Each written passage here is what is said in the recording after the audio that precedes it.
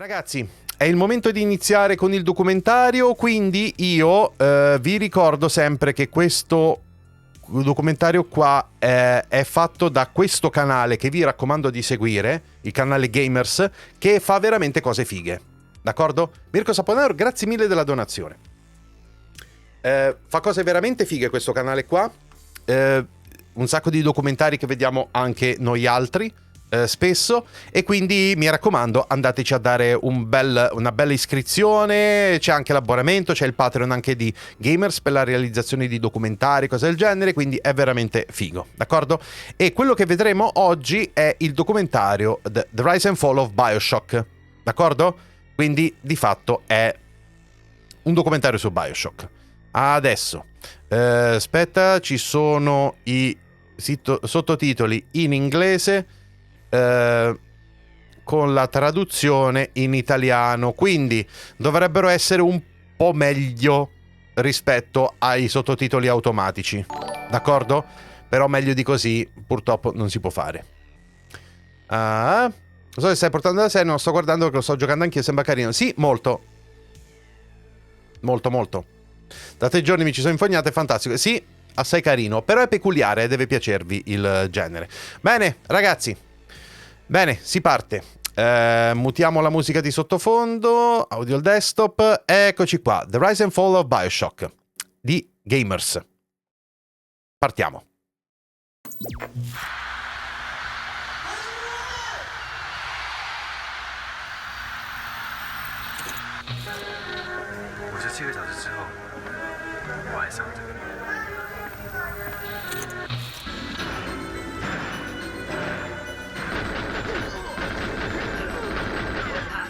Akin to the great musical artists and films of our time, certain video game releases have instituted a culture shift. Scusate un attimo, ragazzi, ma perché c'è sta decisamente meglio? Scusate, non so perché è cambiata, perché io non ho mai toccato questa cosa qua. Va bene, ok, ci siamo. World genre whose potential knows no limits. BioShock from Boston-based developer Irrational Games drew yet Allison, ciao. indelible line in August Il biondo, ciao. 2007. Its immersive gameplay, gripping atmosphere, and pioneering use of inventive storytelling devices elevating first-person shooters on countless fronts. The original BioShock constituted Irrational's attempt at bringing the hallmarks of the critically acclaimed, yet commercially unimpressive, System Shock to mainstream audiences. It accomplished as much by coloring outside the lines of market expectations. Over the course of the series, however, adapting to said expectations deeply affected the core of the brand. Development woes affected all 3 entries as well, often driving a wedge between members of the creative team. That series creator Ken Levine was supposedly difficult to work with only exacerbated the tension. Internal and public-facing issues aside, many would argue BioShock never shied away from challenging the status quo, all while raising the bar. But for Irrational's publisher, a contingent of fans, and even some developers, that bar could never quite reach high enough. Devo dirvi, a me BioShock manca, ma ho giocato il primo fino a un certo punto, però mi ha preso sì e no, devo dire. So che moltissimi lo adorano, però. Io continuo a non capire perché si è variata l'impostazione dei sottotitoli così dal nulla. Però vabbè. No, I mean, there's like, the 3 co-founders of Irrational, only one of us, you guys hear me by the way, okay? Okay. Of the 3 co-founders, only one of us had ever shipped a game before, Rob Fermier and John Che. Founded in 1997 by Ken Levine, Jonathan Che. Ken Levine l'ha detto pure prima, è un tipo un po' peculiare, con cui è difficile lavorare, pare. Fittingly, co-development efforts with Looking Glass on 1999's System Shock 2 marked Irrational's industry debut. It was far from a bad first outing, considering the follow-up garnered enough critical acclaim to be dubbed Game of the Year several times over. No, il gameplay sicuramente non è la forza. Did not translate to blockbuster success, however. Thus, try as he might, Levine had no luck securing a green light for the team's proposed System Shock 3. The designer sent a rudimentary pitch document for the 3rd game to publisher Electronic Arts 1 year after System Shock 2's release, outlining a resolution for the cliffhanger ending. EA dismissed the proposal, presumably because of the sequel's poor sales performance, An insatiable hunger for additional adventures in the System Shock universe drove Irrational to quietly manage a pet project, one the studio tinkered with while developing Freedom Force and Deep Cover, the latter a canceled joint endeavor with Looking Glass. Levine's idea for the side project stemmed from an interest in further exploring the freeform gameplay and immersive storytelling that permeated System Shock. Brainstorming sessions began around 2001. By 2002, Irrational had built a bare-bones demo on the original Xbox using Unreal Engine 2 technology. According to a Eurogamer profile on BioShock's production, the demo took place aboard a space station overrun with genetically mutated creatures whose conceptual stylings harken back to B-movie sci-fi fare.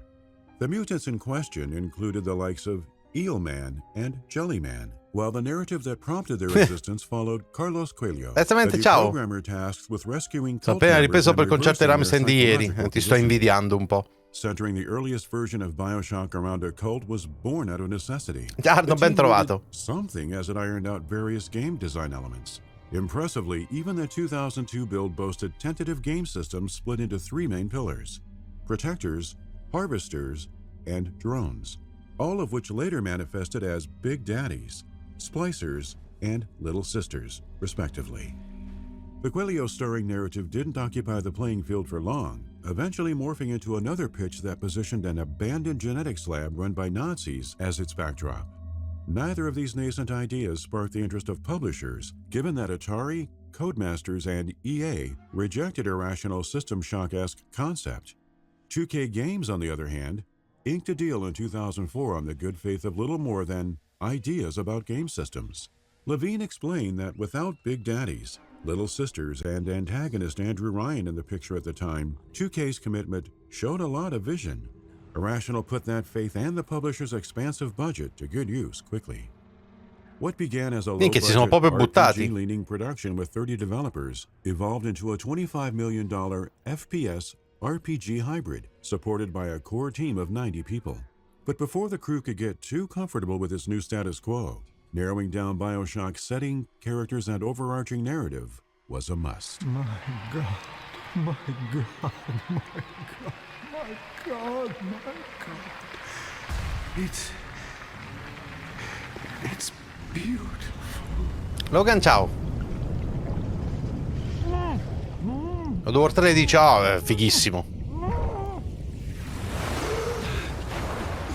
No, questo è l'inizio di BioShock 1. Rapture floated to the surface during Ken Levine's visit to Manhattan. Setting his eyes upon the splendor of the GE building at Rockefeller Center planted the Art Deco seed. Couple that with the plaza's bronze statue of Atlas trapped beneath the weight of the world, and BioShock's visual style Sì, 25 milioni e 90 persone è niente al giorno d'oggi. Together all at once. Levine's Manhattan trip additionally inspired the story behind BioShock, specifically with respect to the plaza's historical beginnings. Planning to build a new opera house at the location, the Metropolitan Opera initiated the construction of New York City's Rockefeller Center in 1928, then retracted its funding amid the stock market crash the following year. J.D. Rockefeller's need to make a profit from the land ultimately resulted in the oil tycoon taking out a multi-million-dollar loan and partnering with broadcasting companies RCA, RKO, and NBC in hopes of establishing a massive entertainment center. The fictional Andrew Ryan would similarly erect an architectural marvel against all odds, one nestled deep within the waves of the North Atlantic Ocean.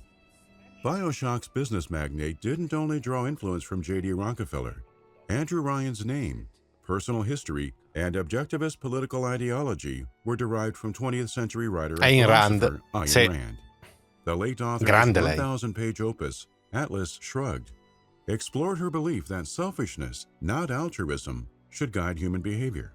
Rand opposed the welfare state, thinking it a parasitic system that gnawed away at the productive capabilities of the individual. Atlas Shrugged pondered the ramifications of the rich and talented, an analog for Atlas finally freeing themselves of the world's weight. Ayn Rand wrote a novel to test the boundaries of rational self-interest. Andrew Ryan built a utopia, Rapture, where the artist would not fear the censor, where the scientist would not be bound by petty morality, and where the great would not be constrained by the small. Interestingly, embracing Rand's political philosophy as the intellectual underpinnings of Rapture's rise and demise helped the studio zero in on a solution to its long-standing problem with Little Sisters. Irrational had already divided BioShock's key pillars into protectors, harvesters, and drones, the latter carrying a valuable resource, Atom, that harvesters would kill to retrieve, thus justifying the existence of stalwart protectors like Big Daddies. Drones went through several phases of evolution throughout development. They began as slugs, a concept the team abandoned over concerns players would carelessly squash them. Turning drones into figures with whom users could empathize seemed ideal, engendering concepts that replaced small slithering bugs with dogs in wheelchairs. Little girls were ultimately adopted as Rapture's resource carriers, though art director Nate Wells later divulged the internal wariness that pervaded the decision. Developers balked at the thought of purposefully harming young children in a game. In addition to fearing public backlash, 2K Games rang alarm bells because of how ratings boards would potentially perceive the behavior. The solution came twofold: making little sisters invulnerable to player attacks, and injecting Randian objectivism into binary moral choices, which were distilled through harvest or rescue options. Harvesting killed little sisters, a selfish act that reduced them to slugs harboring the substance capable of genetically altering Rapture's denizens. The altruistic alternative resided in rescuing the girls, freeing them from their conditioning, and restoring their innocence. This level of consequential decision-making layered the first-person shooter with intellectual depth. But solving the little sister conundrum marked neither the beginning nor the end of BioShock's design-related troubles. Uncertainty about the game's overall direction, as well as documentario su BioShock. top-tier blockbuster, Avete buonasera. created a pressure cooker at the Irrational Stasera è offices BioShock. tension too often divided internal departments. Da da da da da da da da! Presto, presto! No, no! I'm trying. Please. Once again, young Fitzpatrick.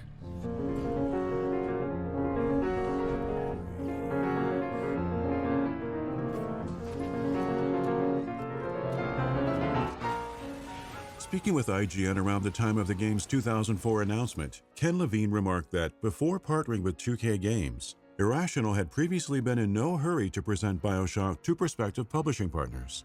The studio first focused on pinpointing the project's identity and design, preferably sans the input of external marketing departments that would involve themselves early for purposes of maximizing future profits. And BioShock wasn't exactly an experience the average BioShock è doppiato in italiano, se non ricordo male. Levine argued. Not until Grand Theft Auto 3's meteoric rise did gaming ads plainly discuss concepts such as open-ended or emergent gameplay without stealthily threading them into promos littered with popular buzzwords. Levine and company believed the tide was turning, though, thanks in part to the positive reactions that greeted BioShock's reveal. Players craved innovation, and Irrational planned on delivering. One initial design pitch described BioShock as a modern-day nightmare of the terrifying nexus between religious fanaticism and unbounded science in an undersea complex. Yet even while leaning into the now iconic Art Deco style, Irrational developers struggled with nailing down a visual language that complemented the pitch. Earlier versions of the undersea colony boasted levels adorned with industrial-looking space corridors where bog-standard mutated creatures roamed. Former Irrational staffers claimed these complications grew from a rift between the art and design departments.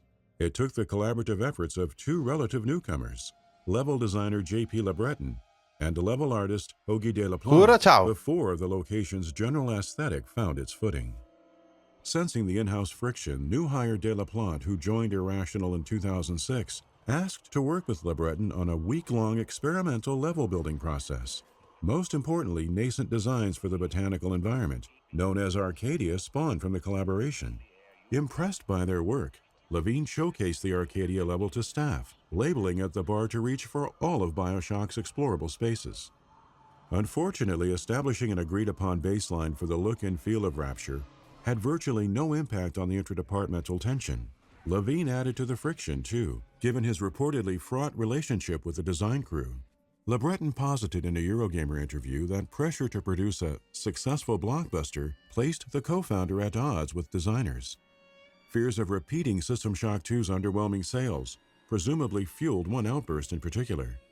During a meeting centered on condensing BioShock into a compelling demo for Game Informer's March 2006 cover story, one developer submitted an idea using System Shock 2's cyborg ninjas as a point of reference.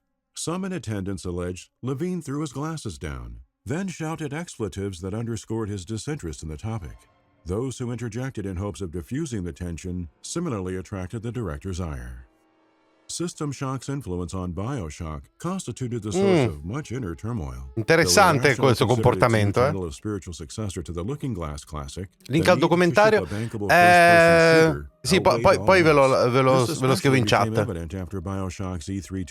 Comunque se scrivete The Rise and Fall of BioShock Documentary lo trovate facile. The creative director assured staff the game hadn't lost its identity as a smart FPS RPG hybrid, but explained that a few tweaks were critical to attracting the Halo market. It made sense. An action game focalizing a failed undersea utopia and the overt objectivist philosophy that precipitated its ruin would have been a difficult sell since shooters were predominantly associated with the likes of Call of Duty. The pressure never hit a standstill either. In fact, crunch in the final year of production exacerbated the issue, courtesy of mandated 6- and 7-day work weeks. J.P. LeBreton said Levine ordered the crunch directive. Meanwhile, leads like producer Alyssa Finley disapproved the mandate. Worse still, feedback from focus group testing conducted months ahead of release raised questions about whether these laborious efforts were for naught. Quando hai una ricetta del genere, i dubbi possono essere davvero tanti. Se può davvero funzionare o no. Opening sequence that I can't imagine the game without it, with the plane and sort of the crash. Oh, guarda chi è. I understand that didn't come online until like the very end of development, Sean, is that true? We had a couple of really depressing playtests.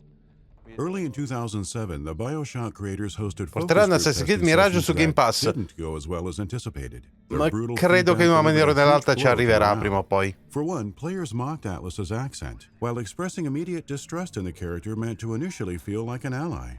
BioShock zombie-like enemies counted among the more confusing factors for testers. Other noteworthy complaints pointed out how dark the shooter looked.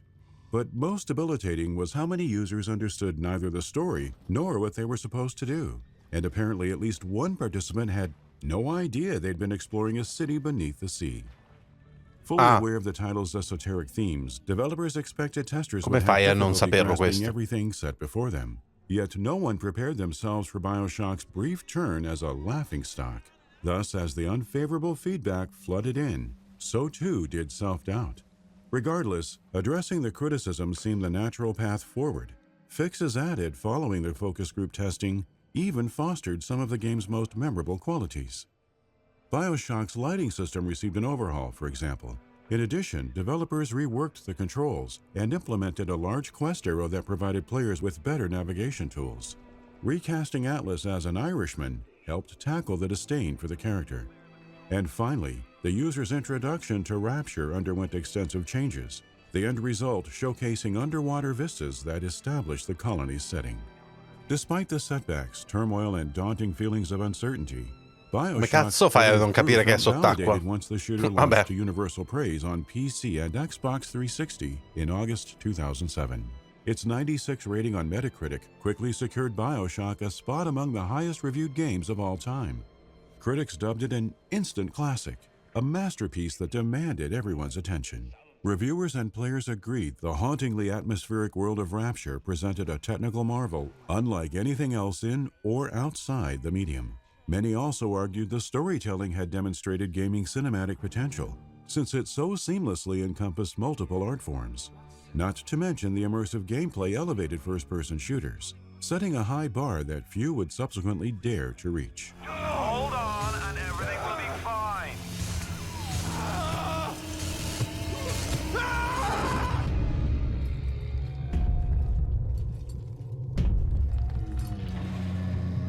E rieccolo.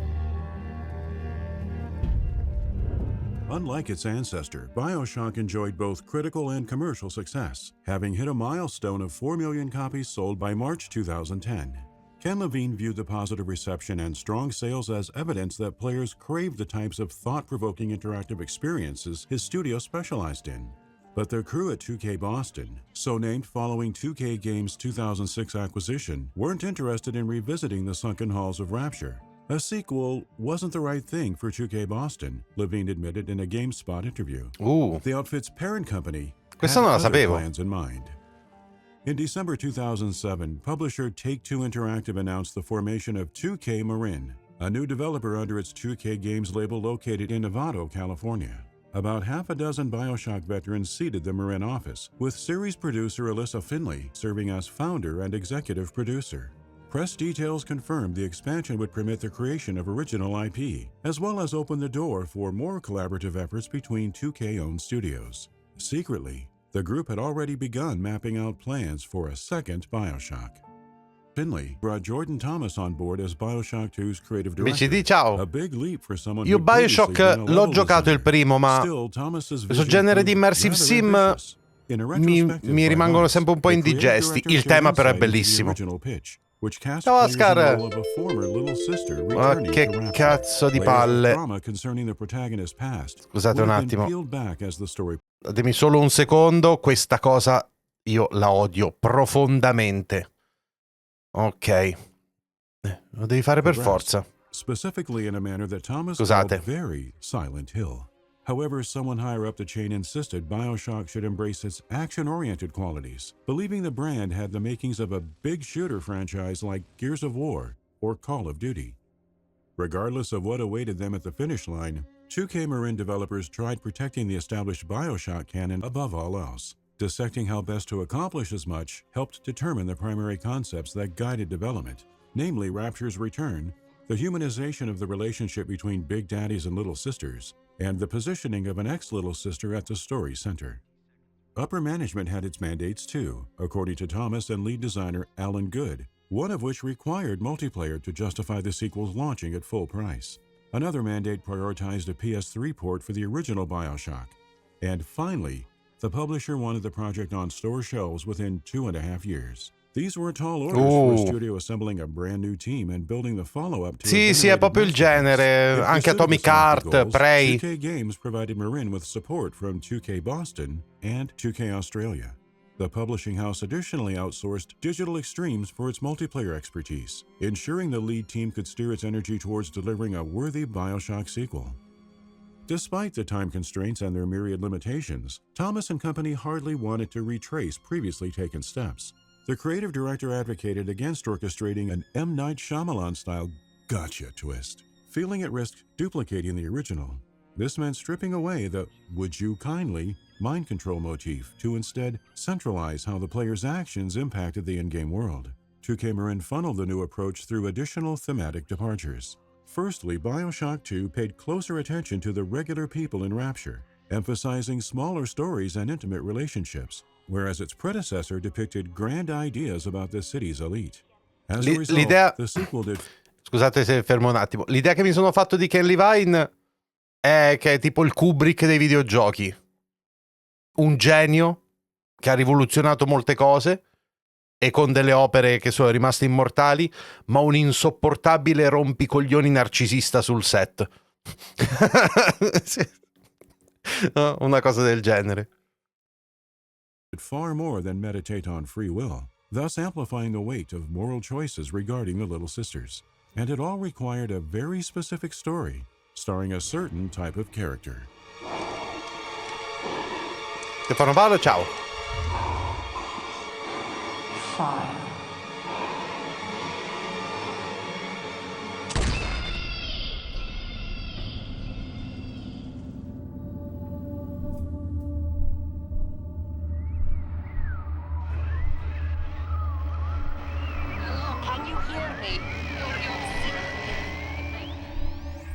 Set 10 years after the first game, the script Thomas penned for BioShock 2 dropped users back into Rapture, where Bridget Tenenbaum, the geneticist responsible for Adam and the Little Sisters, awakened an original Big Daddy prototype and restored his free will. Playing as a model from the first line of protectors allowed audiences a view of Rapture from the perspective of a man out of time. If BioShock starred an outsider discovering a secret society, its successor focalized an insider reacquainting himself with the metropolis. The relationship between Little Sisters and their protectors suddenly gained an added layer of nuance when Subject Delta took the lead. Well, piccola pausa ancora. Sappiate che c'è un molto debole e vago rumor su un possibile remake proprio del primo BioShock. Se dovessero fare una cosa del genere, io la farei 1-1 con l'originale sostanzialmente, ma con i controlli e lo shooting un po' rivisto, un po' migliorato. Se fanno questo, secondo me è fantastico. While the moral choice to either rescue or harvest little sisters remained intact between games, executive producer Alyssa Finley maintained in a Digital Spy sit-down that the decision held more weight. Unlike Jack in BioShock, Subject Delta didn't feel like a stranger given that little sisters inherently trusted Big Daddies. What the player did with said trust drove the sequel's most significant choices. All in all, 2K Marin aimed to produce an experience whose deep dive into morality read as more fuzzy-edged when compared to the sì, 2K la Boston title. maledizione A degli broader immersive range of sim, sympathetic un characters po' è were vero. pursuit of this goal, though larger-than-life figures Grandi like Sophia opere Lamb piacciono gravitated towards the anche, center of attention. ma Lamb, in particular, non constituted vendono the poi così perfect tanto. polar opposite of Andrew Ryan, assuming control of Rapture following his death. Philosopher John Stuart Mill and socialist Annuncia a Karl breve dei Marx remake provided the addirittura? building blocks of Lamb's Ho dubbi su creation. Bio, c'è una Her vocina parla di altruistic Borderlands. ideology enforcing the notion that everyone should treat the rest of the world as they would their own children. Tra i In due true mi sa BioShock che c'ha più fashion, tiro Lamb BioShock. imposed extremes which blurred the lines between secular and religious altruism, to the point of bearing an uncomfortable number of qualities in common with cult leaders like Jim Jones. 2K Marin planted Big Sisters in the middle of Subject Delta's brewing conflict with Lamb. The mantle of Big Sister initially belonged to a sole character, Eleanor Lamb, Sophia's daughter, and the little sister formerly bonded to Subject Delta. Speaking to Games Radar months after release, Thomas explained that players would have fought Eleanor frequently. Non è una live However, nostalgica, è this course più... with the character left her è un feeling documentario. too far gone, È bello vederli ogni fragmented in a tanto. way that allowed for no redemption. The director also rejected the implication of a twist wherein the story suddenly Genere un po' di nicchia, non sembra malvagio, molto particolare, semplicemente del mio genere, non sembra male. No, non lo è. Anzi, io li consiglio sempre. Big Sisters functioned as enforcers before Eleanor later adopted the role. Big Sisters represented more than an interesting narrative touchstone. Mechanically, they made for the ideal opposition to a playable Big Daddy. The diving suit-wearing enemies in BioShock dealt with a lot of bulk and unfitting design for a leading character in first-person shooters. Subject Delta's status as an early model protector informed the creation of a faster, more agile suit, ensuring he stood a chance against the especially spry Big Sisters who were kitted out with powers that provided yet another combat advantage. In terms of sprucing up the gameplay, Jordan Thomas told Eurogamer the project started as an examination of what the 2000 title didn't do and what it could have handled better. BioShock's upgrade systems, which included weapon improvements, gene tonics, and plasmid modifiers, were nothing if not solid, but 2K Marin knew customization needed more depth. A wider range of specialization options entered the mix in BioShock 2 as a result, though the franchise's shooting mechanics received the most measurable enhancements thanks to guidance from designer Zach McClendon.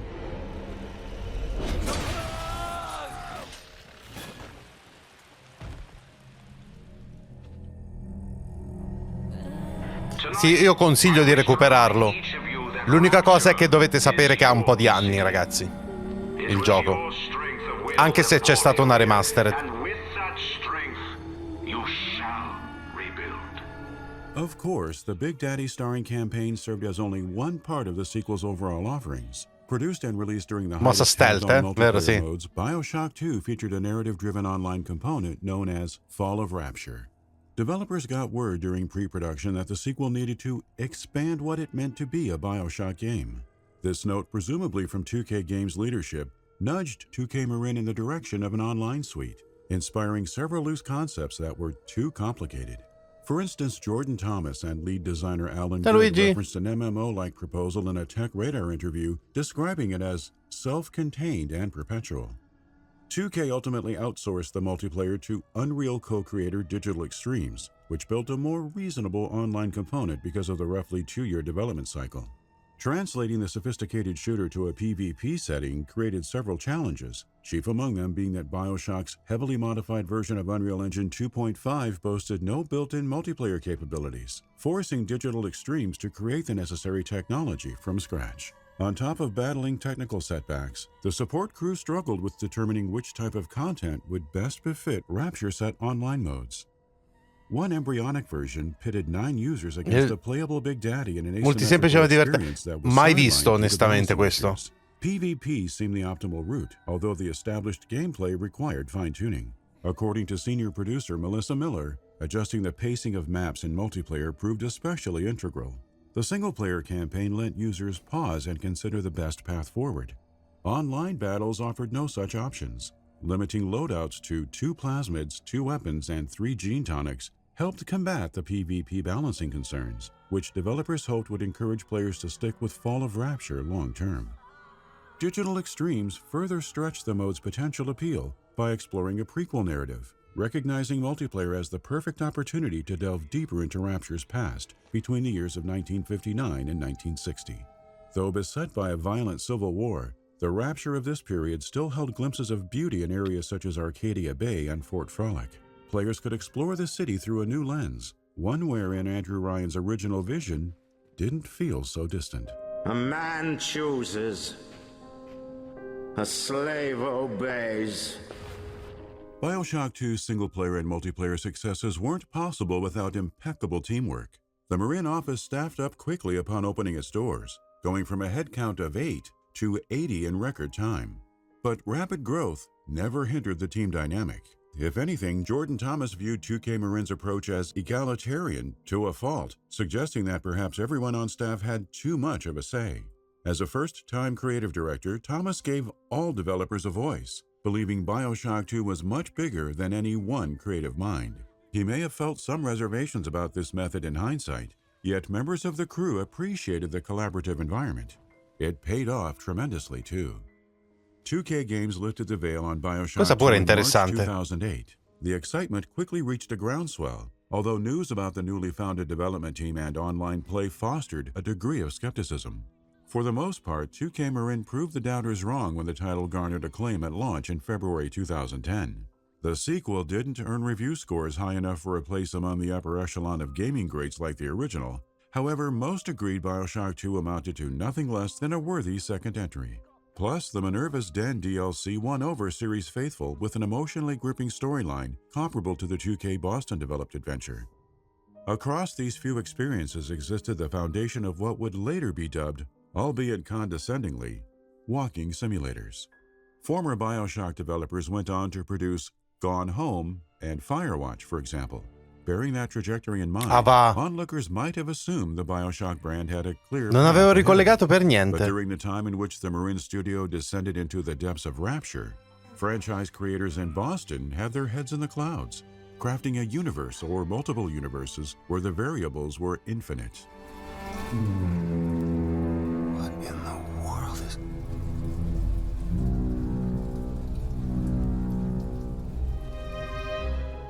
Now, we're supposed to make contact with the National Guard. They've set up a perimeter around this community the second that they heard that there might be an alien incursion there. Let's look for someone in charge. Taking a step back from Rapture didn't immediately set Ken Levine and his staff on another course in the System Shock-inspired world of BioShock. 2K Boston instead cast its gaze towards another classic PC game, XCOM. For his book, Press Reset, reporter Jason Schreier spoke with former developers who alleged Levine's commitment to the secret XCOM project had subsided by mid-2008, leaving 2K Australia and 2K Marin to join forces on The Bureau, XCOM Declassified, while the Boston-based subsidiary re-engaged with BioShock. The earliest ideas for what would become BioShock Infinite were conceived as far back as February 2008. Levine informed The Guardian that Infinite's 1912 backdrop settled into place first, with the City in the Sky concept coming online sometime thereafter. The American exceptionalism bent manifested much later, each idea coalescing into one thanks to the influence of Eric Larson's The Devil in the White City. Multiple 2K Boston artists were engrossed in the historical nonfiction book, reading about the architect behind the Chicago World's Fair of 1893, and the serial killer who used the fair as a lure for unsuspecting victims.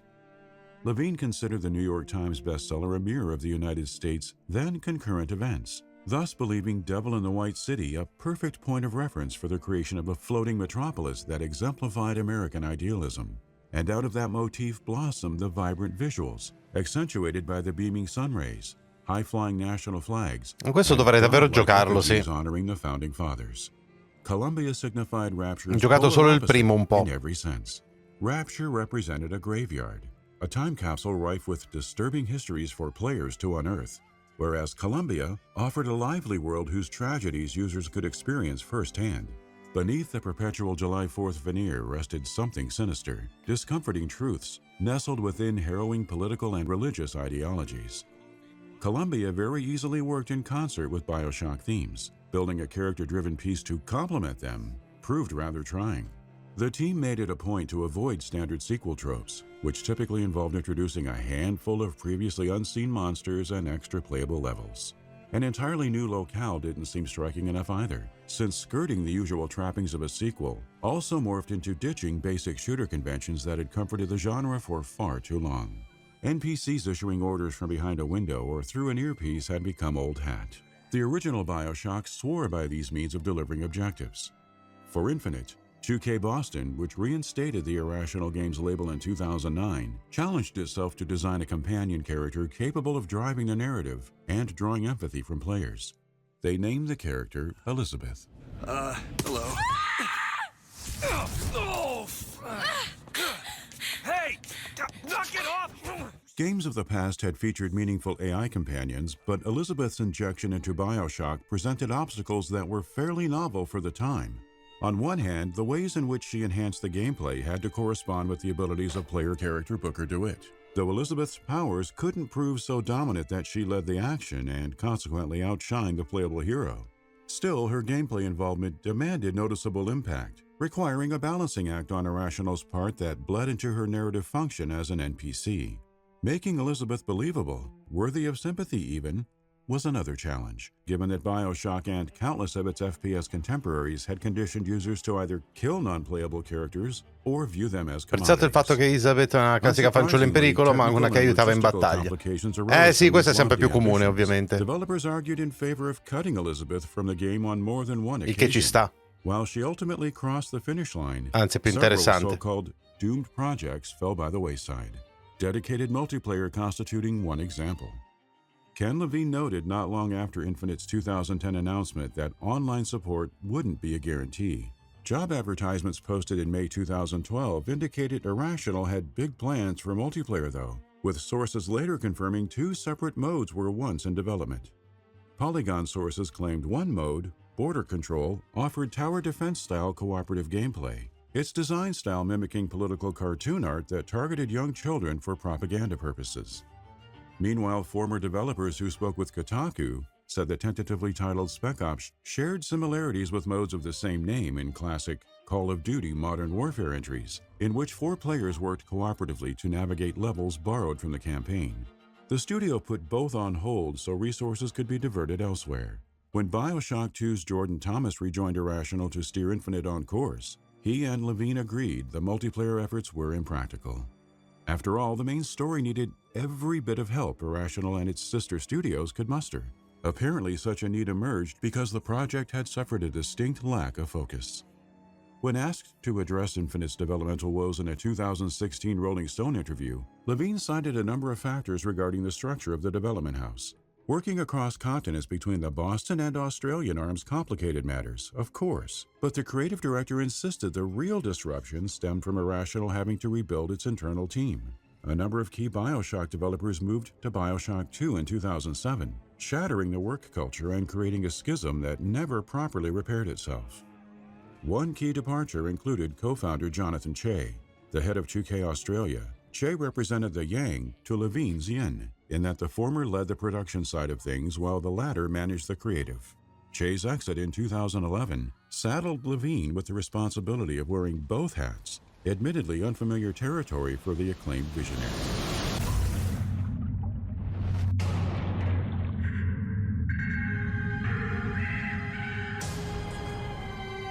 After launching a cryptic teaser website, 2K and Irrational lifted the veil on BioShock Infinite during an NYC event in August 2010. The now infamous E3 2011 demo exhibited its true coming-out party, providing a showpiece of what developers planned on delivering. Yet Infinite's heavily scripted demo featured dynamic gameplay sequences the 7th-gen consoles couldn't replicate, making for a final product that technologically failed to measure up. The memory constraints of PS3 and Xbox 360 severely limited everything from dynamic mechanics to the number of enemies present on screen at once. And less on Questo c'è in uno dei libri di Jason Schreier. Such issues added another knock against the franchise's divisive combat systems. In some respects, the E3 demo and its false promises were the least of Irrational's concerns. Former staffer Sean Elliott divulged that so much effort went into the vertical slice because the studio had nothing else of consequence ready for prime time. Dozens upon dozens of issues had beset the project by this point. Even Infinite's AI, circa E3 2011, earned the description of atrocious. According to anonymous sources interviewed by Kotaku, a good chunk of the bloated production cycle meandered to and fro, the result of Levine's iterative creative process. The director reportedly leveraged a system wherein repeatedly creating, destroying, and reconstructing ideas became the norm. This method served the project well in certain cases, having benefited the skyhook mechanic that nearly hit the cutting room floor multiple times. However, this one mode of traversal absorbed resources for lengthy periods, distracting from key areas of design that hadn't been finalized years into development. BioShock 2's Jordan Thomas and Rod Ferguson of Gears of War fame helped turn things around upon boarding the Infinite crew in 2012. Thomas guided the production away from iterative tactics, using his talents to assemble the disparate parts of Levine's vision, then cohesively mold them together. Similarly, Ferguson, in the role of VP of Development, established a manageable path forward by providing structure and assigning actionable goals. Many developers later posited the title may not have launched without guidance from Thomas and Ferguson. Praise the Lord. Reach out, brother. Praise be to the founders. Glory be. I baptize you in the name of our prophet, in the name of our founders, and the name of our Lord.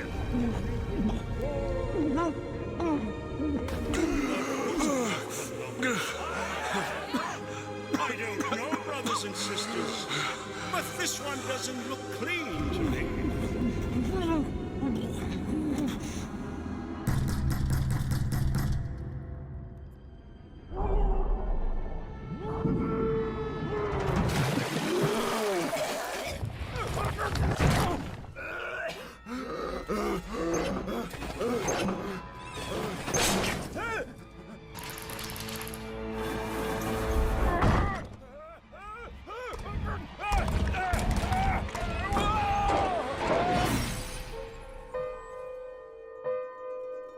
Che casino.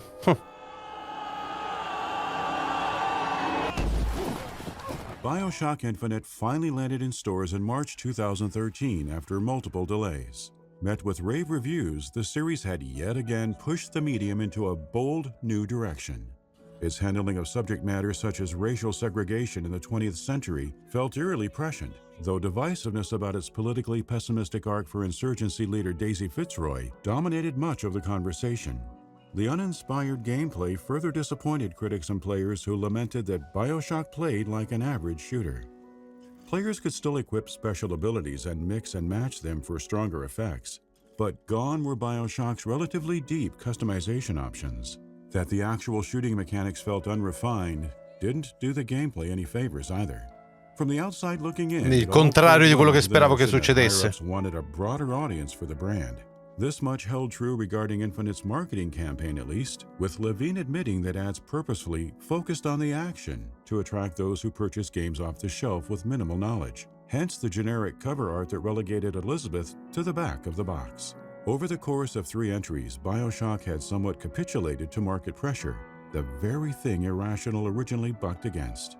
And it apparently took a toll on Levine, who began downsizing the studio's workforce during production of the Burial at Sea expansions. Internally, the executive expressed doubts about the viability of producing another AAA title in the then-current video game landscape. Even so, most were surprised when Levine shuttered the studio in February 2014 to form a much smaller company, Ghost Story Games, with roughly a dozen Irrational veterans. Che adesso sta producendo Judas. Despite the delays, overrun budgets, and a PlayStation Vita spin-off that was unlikely to ever see the light of day, BioShock still holds plenty of promise. New development firm Cloud Chamber Studios entered production on the next installment years ago. As yet, uncorroborated rumors allege the adventure will explore an Antarctic setting. Precedent suggests it may trace the footsteps of its forebears, perhaps centralizing a larger-than-life figure whose hubris and inordinate ambitions send the world tumbling down around them. As the industry continues rinsing and repeating exhausted visuals and gameplay systems, BioShock fans can only hope future entries retain the IP's distinctly unique qualities, some of which got lost in the shuffle over time. But so long as there's a lighthouse, a man, and a city, there will never exist a limit to the stories worth telling in the universe where choosing the impossible requires nothing more than the sweat of the brow. He's buckered away. No. I'm both.